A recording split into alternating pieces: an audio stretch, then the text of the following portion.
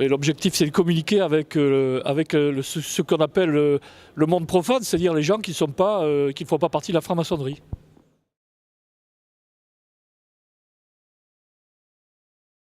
Oui, je pense qu'il y a un public qui est privilégié, c'est le public maçonnique, bien sûr, parce que c'est le plus nombreux. Mais si vous me permettez, avant, je voudrais vous parler de la jeunesse de l'histoire. Alors moi, je vais passer la parole tout de suite à mes amis qui sont là.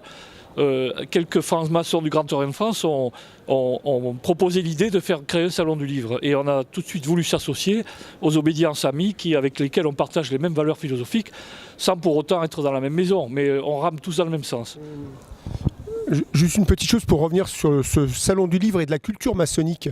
L'idée, je pense, première, et c'est pour ça que nous, on s'est associés immédiatement à ce projet, c'est surtout de faire tomber les tabous, et je dirais les marronniers souvent qu'on a dans les journaux et dans les médias d'une façon générale, sur ce qu'est la maçonnerie, ce que sont les francs-maçons.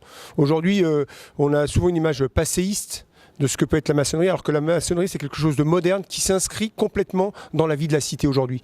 Et je crois que c'est un peu le sens de ce salon, c'est de vouloir montrer qu'aujourd'hui les francs-maçons ne sont pas des gens qui sont dans une forme d'élite ou quelque chose comme ça. Non, les francs-maçons sont des gens de tout niveau, de tout bord, de toute confession, et qui participent complètement à la vie de la cité, que ce soit par des actions simples au niveau des associations, au niveau bien sûr, parfois, et c'est ce qu'on veut nous faire dire le plus souvent, politique, mais ça va bien au-delà de ça.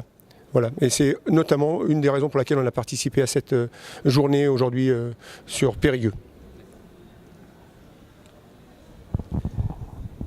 Oui, pour le Grand Orient de France, que je représente ici, ce que je voudrais vous dire, c'est qu'aujourd'hui, le monde a besoin de la maçonnerie.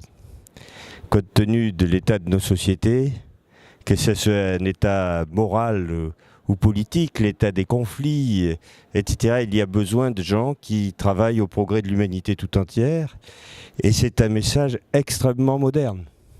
Je crois que ça exige que chacun progresse en lui-même pour pouvoir contribuer au progrès de l'humanité tout entière.